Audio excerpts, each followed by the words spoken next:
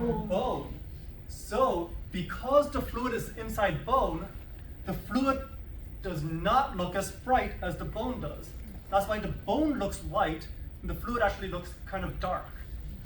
Do you see that? So normally fluid would be bright, but because this is in bone, in comparison, now the fluid looks dark. Right? So it's just looking and comparing to what other anatomy is around that fluid. Right? If it's fluid and air is going to be dark, fluid's going to be bright. If it's bone and fluid, the bone's going to be bright and the fluid is going to be darker. Right? This is most common in long bones, right? Especially proximal humerus. And so we do see this radiolucent area, right? So it's going to be less radiodense with this clear boundary. You can clearly see where this bubble is. And a lot of times we don't really find out about this until there is a pathologic fracture. Yes, Jay? That was my next question. Okay, so what is a pathologic fracture? It's a fracture that occurs because of some other pathology. So in this case, because there's a bone cyst, the bone is no longer as strong, and so it's at a higher likelihood of breaking here, right? And so when there's a fracture and we take x-rays, then we're like, oh, that's why it fractured, because there's a bone cyst here. Okay. Next pathology, bursitis. Okay. As soon as you see itis, what should you be thinking of? Inflammation, very good. So inflammation of the bursa or the bursa. So the bursa are fluid-filled sacs. They enclose the joints. They kind of help lubricate the joints, right? But if the bursa becomes inflamed, then you have bursitis. This is associated with calcification of the tendons in that area, right? And this causes pain. It causes limited joint movement, right? So in this case, right, there's normally a bursa sac right here around the joint, but now that it's become inflamed, you can see that it's swollen up. Right? If you take a look at this, you see that it's kind of white. It's a little bit whitish. Right? Why? Because when there's inflammation, right, there's a collection of fluid, it is going to look more radiodense. It's going to look more radiopaque. Mr. Phung, Yes. do they drain it sometime, or they just like observe it to see if it get bigger, or in some cases, or? So yes, you could drain this. What do they normally do? That I'm not sure. Yes, Dave. This isn't exclusive to like elderly people, right? It's more so just like a range of adults to onward. Right. So this is not exclusive to other. What if it do look like a foot? It's Yes, it does. So the other one, dogs get this a lot too. that's like If you've ever seen a dog with like a super big like puppy. would the bursitis be like kind of hard or just like squishy? For bursitis, because it is fluid filled, it's going to be a bit harder. Oh, okay. It's like boba. Let's see. Aaliyah, Is that a bone spur? is that a bone spur? Ah, so we're talking about this right here. It does look like it. I'm not sure how long something has to be classified as one, but yeah, that does look like a bone spur. Right? But normally here, right, you would have some sort of tendon connecting the ulna to the muscle here, right? So we've got, so sometimes there'll be calcification of the tendon here, right? But right now, all we're really concentrating on is the actual inflammation, the bursitis. We're able to view the calcified tendons, kind of? Yes, if it is calcified, then it will show up brighter. So like on the distal humerus towards the posterior end? Right, so you would be able to see kind of like some whitening right But here. like right here, like on it, on the, it looks like the cortex is, I'm talking about like here? no, that's soft tissue. Up a little higher? Like, right, that section right there, what is that? No, that's just bone. Okay. That's just normal bone. John, did you have a question? I was gonna ask, I feel like hitting really hard, does it like pop? Like Good a question. gusher? Good question. Like a gusher, bro? That I do not know. Gross. They're gonna assume. I assume that it's going to be tough enough that it won't normally pop, but So did you do I'm not an bursitis expert on that. It's before? better smell too. Did you do Ooh. bursitis? Bursa have you done before? Just like that. I'm just not hungry. I knew Bursa it was is work just a on natural habits or something. fluid flow stack it's for just- the They got joints. injured. It's and unfortunate I think that- You it's more must like have done a- it not to do that. It's truly unfortunate. Somebody kind of gets injured and they kind of get Okay, more. are we okay to move on? So fluid that's kind of like a around normal their ear or bursa. something. Bursitis Just that is clear abnormal. fluid, it just, yeah. Bursa is not. Yeah, so it's not an Bursa is infection or normal. anything in there. Everyone has bursa. Oh, I It's just when the bursa becomes inflamed, that's bursitis. What's up? Do you think me? All right, carpal tunnel syndrome. So this is becoming Oh. more of a concern in modern society because of how much we use keyboards nowadays. Back in the day, not so much. My mom would always complain at me about carpal tunnel syndrome because I was learning piano, right? And I was a lazy kid. So you know you're supposed to play piano like this, but I was like, I don't want to keep my hands up here. I want to play like this. And I was like, no, you're gonna give yourself carpal tunnel if you do this. All right. Well, what's carpal tunnel? It's putting pressure on those nerves running through the wrist. Right? So, in RAD procedures, you learned about a view to visualize the carpal tunnel. We didn't do this in lab, but you did talk about it in RAD procedures. Which view was that? Great, gainer heart, right? Your tangential view. Gain. Right, so, right, put the fingers back like this and shoot at an angle through that carpal canal. Good. So, if we do have inflammation here in the wrist, it's going to compress the nerves going through here, right? Especially the median nerve. And so this is going to be very, very painful. Do we need to know FDP, FES, FPL, and all that? No, I'm not going to ask about Okay. that. We need to know for RAD Pro 4 and all that. Like ISO. Most likely not. Wonderful. All right, gout. Anyone know anyone with gout? My sister My had dad. an operation. All right, so what's going on with gout? We have an excess of uric acid in the blood, right? So kidneys aren't able to get rid of the uric acid fast enough, and so that uric acid needs to go somewhere. So it goes to the joints or it goes to other tissues and it begins to harden, it begins to solidify, and it forms these crystals, right? So now you have these crystals of uric acid that are inside the joints. It makes it hard to move those joints and it makes it painful to move those joints. Okay? So it will cause inflammation of the joints, right? So it is considered a form of arthritis. Gout may be hereditary, not quite sure yet. Doing research still. Most common sites are going to be the foot and then the hand. And from there, it may affect other parts of the body as well. Right, so if you take a look here, we do have an image of the hand, right? And so we have this kind of weirdness here where the joints are, right? Do you see that? Right? So that comes from those uric acid crystals that have solidified, almost like calcified in those locations. This looks quite dangerous. I don't think she had Yes, this. Jay.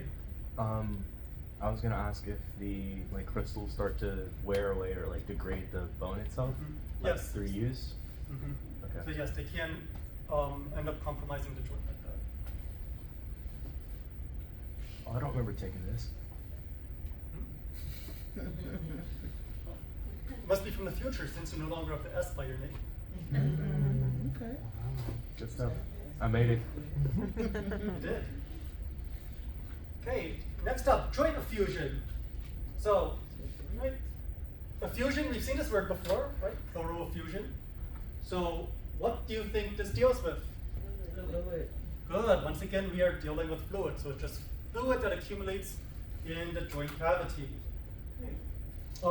So this by itself isn't going to be that big a concern, but oftentimes this happens because something else has also happened. Right? So when there's a fracture, now we also get joint effusion. Or if there's a dislocation, or if there's damage to the soft tissues, then we also get joint effusion. So usually it doesn't happen by itself, but it happens in conjunction with something else. So in this case, the patient has arthritis, right? The joint space here is smaller than normal, and so there is fluid buildup in the area. It's not very easy to see, so don't worry too much about identifying it on the X-ray, but just be aware that joint effusion follows other pathologies.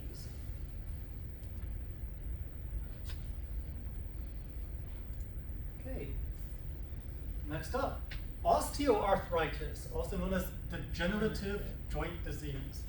So this is one of the two things people usually think of when we say arthritis, right? The other one being rheumatoid arthritis.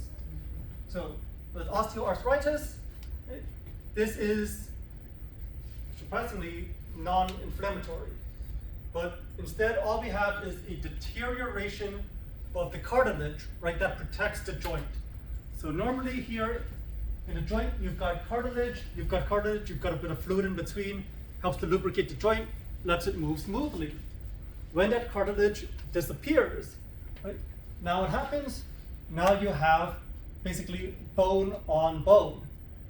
Bone rubbing against bone does not work out very smoothly, so that is going to be much more painful. Okay, so in this case, do you see how the joint spaces here have basically disappeared? You no longer see that normal black line here in between the phalanges, right? Normally, if that nice thin black line, you can no longer see it here. Would they have swelling or any like visual cues to let you know, hey, this patient probably won't be able to be positioned correctly outside of their pain levels and whatnot? Visual cue. Like rheumatoid is just severe swelling around the capsules, right? Mm-hmm. So visual cue, you'll probably see like their fingers look kind of like stuck in their position. They're not going to be moving as much as your normal healthy patient. So they're stiff. Mhm. So yes, it's going to be hard to position this for your normal hand X-rays because they're going to have much more limited range of motion. Now, this is the most common type of arthritis. This is considered part of the normal aging process, just because we end up using our hands so much that over time, that cartilage does wear away.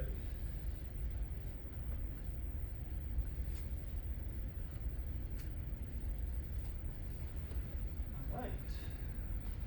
Next up, osteomyelitis. So, bless you. Right, so in this case, this is caused by an infection of the bone marrow. So some sort of infection has occurred inside the bone marrow, like a bacteria, for example. And so now that bone, right, the inside of the bone is infected, it's affected. How does this happen? Could just be an infection from a contagious source. Could be because the doctor performed surgery. Somehow bacteria got into the surgical site and ended up infecting the bone. So we could do X-rays for this. Once again, it doesn't show up very well on X-rays. Is it the first digit? So in this case, it is in the index finger. So let's see if we can see it. It's, that black spot? So it's right over here. Right? So they're kind of like black area. So not really hard to see, or sorry, not easy to see, which is why oftentimes we end up using something like nuclear medicine to look at it as well. So nuclear medicine is more of a functional exam. It can see where things are happening. So it can see the site of infection, like this. That's nuclear medicine? So this is nuclear medicine. Very cool. This is SPECT CT. So NucMed, you've got your normal stress exams, you've got SPECT, and you have PET as well. PET CT is actually a rotation you can do in your senior year as one of your electives. But this is SPECT instead, so it works slightly differently. So that's the left image is a foot? So yes, these are both images of the foot. So this is from the side, And this is what we call an axial image, looking up at the foot from underneath. So over here, right? Or in this case, axial is actually more like looking at the toes from dead on, like from the front. And so, you know, like big toe, you've got like second toe, like that. We'll talk more about these type of images at the end of the semester, because this is considered to be sectional imaging. Right? If you remember the name of this course, this is Introduction to Pathology and Sectional Imaging. Or Radiographic Pathology and Introduction to Sectional Imaging. On the x-rays of the osteomyelitis, is you said it was only the index finger? Mm-hmm. So this should be in the index finger right What about the fifth? there. Fifth, that I don't know about. Okay. I do not know about. The only reason why I know it's the index finger is Was the because label. it was in the diagnosis of the study I pulled this from. Oh, okay. Yes. And it was in the label as well, thankfully. Okay, osteopetrosis. So, petrosis, like petrify. What does it mean for something to be petrified? Heart is Right, hardened, stiff. So now we are looking at dense bone that has gotten harder and more dense than it normally should. If you take a look at this X-ray here, okay, I know it's the foot, I know it's not upper extremity, but still happens to upper extremities. Normally, right, if you look at something like this, right, you have the cortex on the outside, you have the medullary cavity in the middle, right?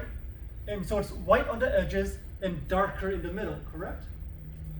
When you take a look at this, you see how bright white it is, almost like across the entire bone. Right? This entire thing looks really, really bright, abnormally bright. So this is a hereditary disease. It causes abnormally dense and rigid bone. Because the bone is denser and more rigid, it is actually weaker and more likely to fracture.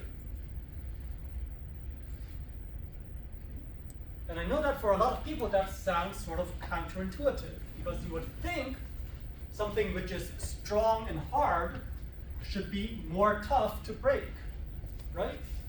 It should be tougher to break something that's solid as opposed to something that is not solid, that's less dense, that's got less stuff inside it, right? But it's kind of like how if you have a tree, right? Or let me see, how should I do this? Let's say that you've got some sort of beam, or you've got some sort of pillar. One pillar is made of marble, right? Made of rock.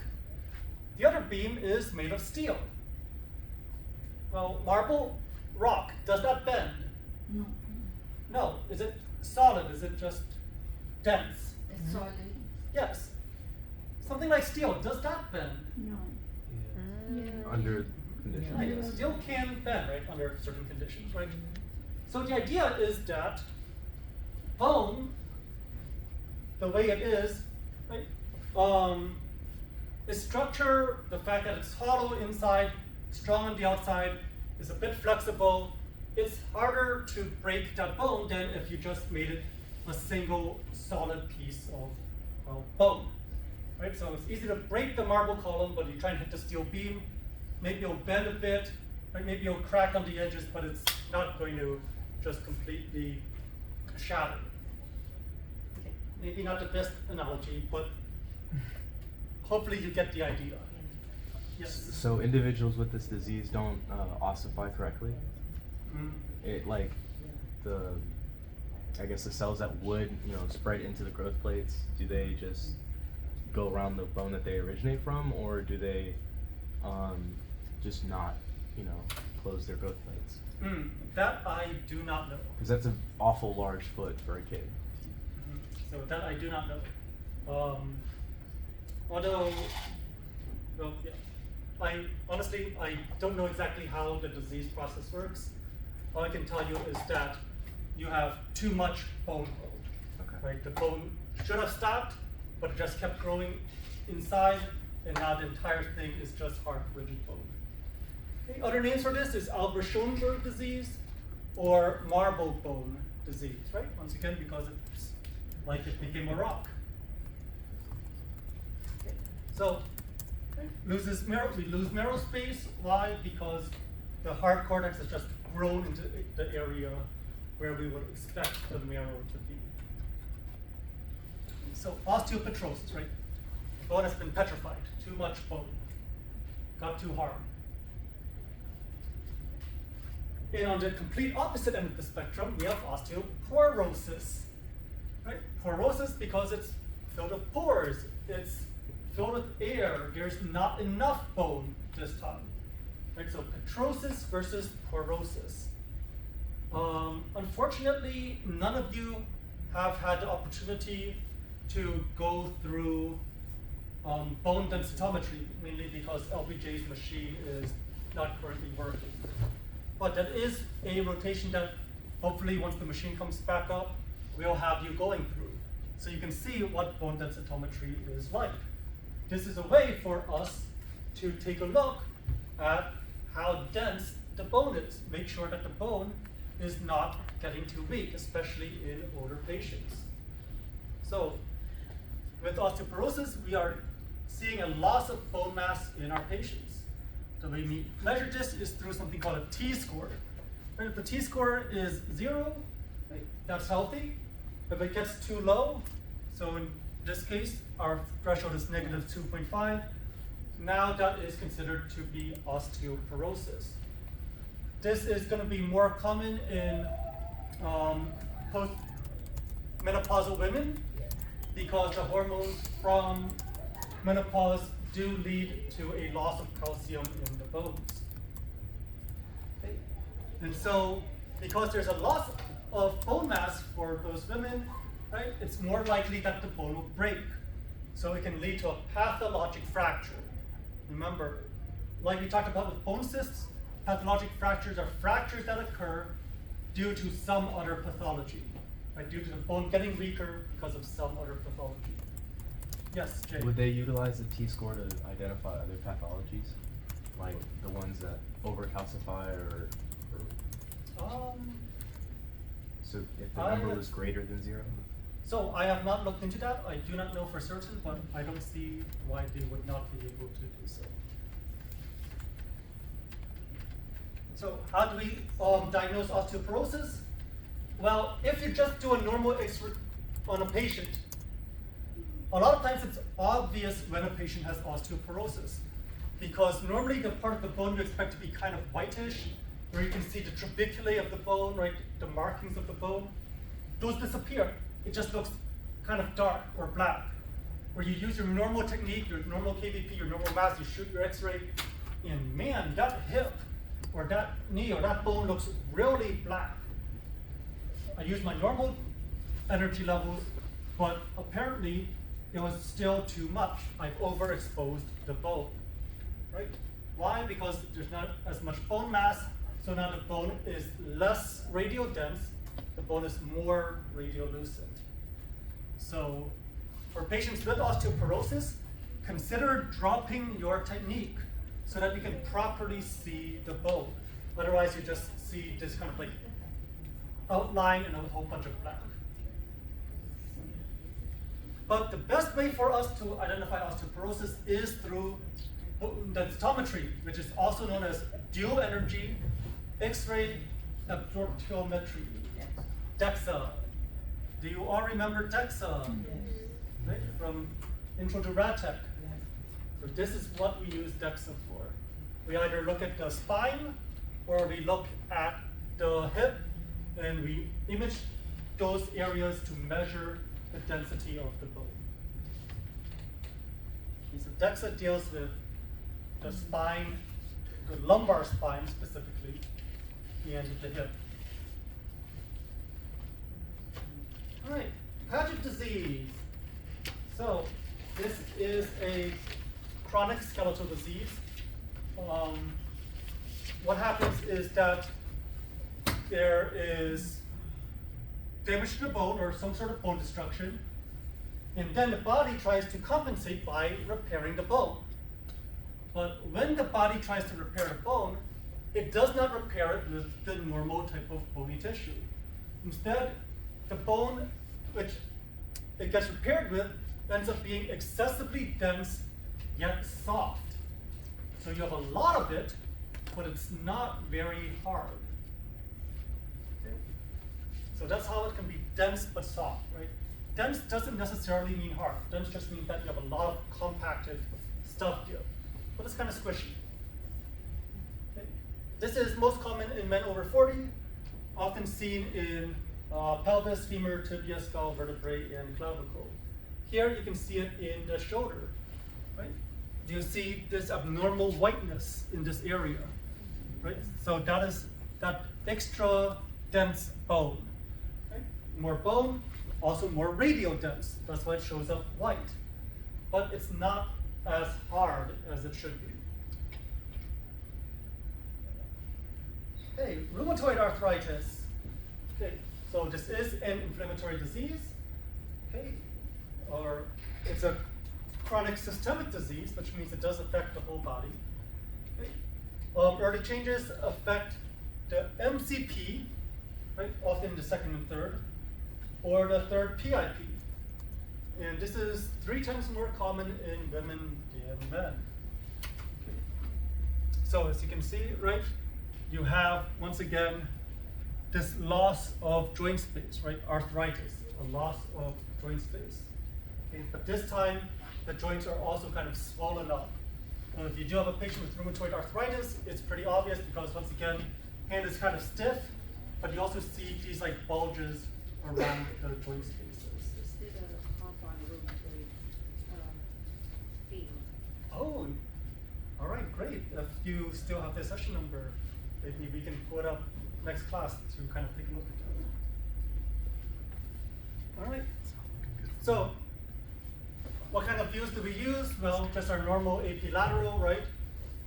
Do remember, if you do end up doing an oblique as well for arthritis, are you gonna have the fingertips up or fingertips down for your oblique hand?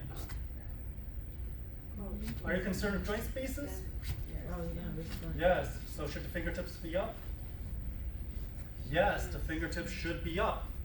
Fingertips up is the only way you open up your joint spaces.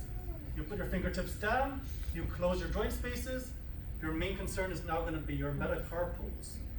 Okay, but since we're looking at Are joints, the phalanges leave it up. foreshortened or elongated? They're foreshortened. If they're touching the IR. Very good. If the phalanges touch the IR on your oblique hand, they are foreshortened. Right?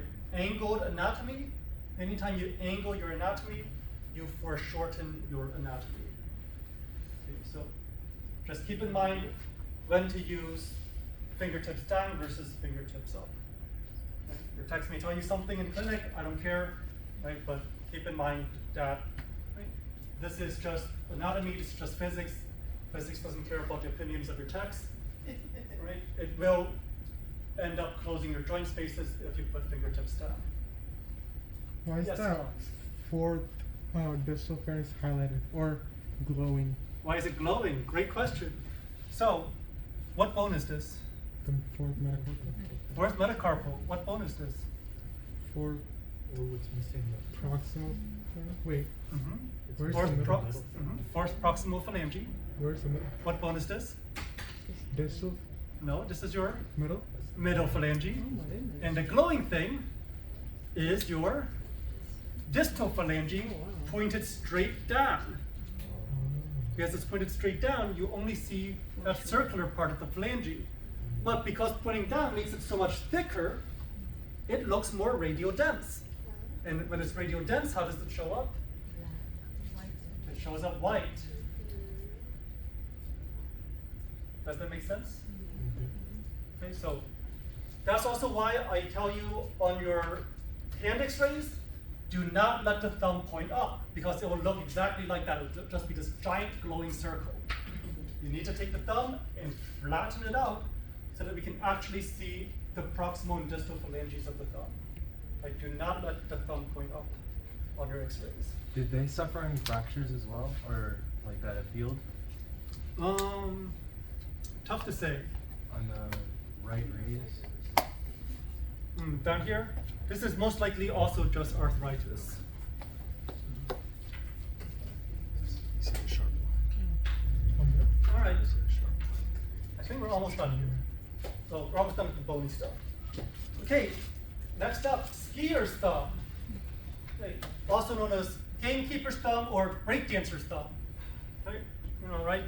Someone trying to break dance, right? They jump, they hop back, they try to like support themselves like this. And you put a lot of stress here on the thumb, right? Just like skiing, right? You're skiing like this. Okay, well, it's Texas, maybe you don't know what skiing looks like, right? But if you're doing like cross-country skiing rather than downhill skiing, you've got your little pose, you're trying to push yourself along, right? Your thumbs are up like this, putting a lot of pressure here on the thumb. And so eventually that pressure may cause a tear of the ligament right here on the thumb. And this is going to be the medial ligament, right? It's called the ulnar collateral ligament because it's on the ulnar side of the thumb rather than, you know, the radial side of the thumb. So thumb hyperextends, thumb goes back too far, and it causes a tear of this ligament. So what is also can occur if during a push, right? You fall, try and catch yourself, and during the fall, you just kind of like jam your thumb backward. It can tear that ligament. So you get this abnormal space right here. You get this abnormal space. Right? And right, sometimes you may even end up with an avulsion fracture as well, right? A piece may come off like this. But you see, thumb should not be able to bend like this. Right? This is an abnormal space of the thumb.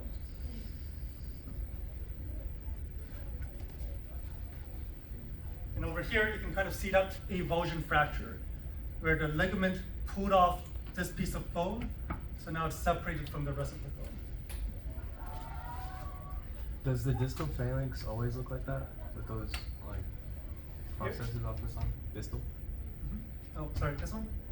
Is the phalanx? Yeah, it looks like the bone spur that she mentioned earlier. This here? It has like a little. Like this hook? Mm-hmm. Yeah, it does look like that. Okay. That's common. All right. We do have some tumors to talk about, but we will leave that for next time. Okay. Any questions over what we discussed just now today? So, yes, go ahead. Hey, Mr. Fung, really not a question, but just a comment on the lateral hand with the fingers doing the IR. I was really proud of myself yesterday. I was doing so many hands, feeling on top of the world. The tech was saying, wow, you know, look how great these are, or whatever, having a great time. And now I'm upset at myself because I know I did have a couple patients come in and they were wanting to see if it was an arthritis, and I don't know if it was default, I might have missed it, but I just remember having them do the OK symbol and just kind of laying, and I do think the fingertips kind of touch the, touch the IR, so I guess we missed out on those spaces. So now I don't know, I'm upset at myself that, Right. I didn't catch that. So, I know that Merrill's in the book, and a lot of texts will teach you, right, to do fingertips down. And I understand that because it is going to be more comfortable for the patient. It's a lot easier to hold that oblique when the fingertips are down. Right? But I do encourage you to try and do fingertips up, to do parallel whenever possible, just on the off chance that you do need to catch those joint spaces. All right, Yeah, thank you for sharing that. So now I know, so I'm gonna make Now sure, you know. yeah. Yes, Shahid. So in osteoporosis, the T-score, first, what is the T-score, and is more than 2.5 will give you osteoporosis? So T-score is a way for us to measure bone density. Less than negative 2.5 is going to be classified as osteoporosis. Did we define the T-score?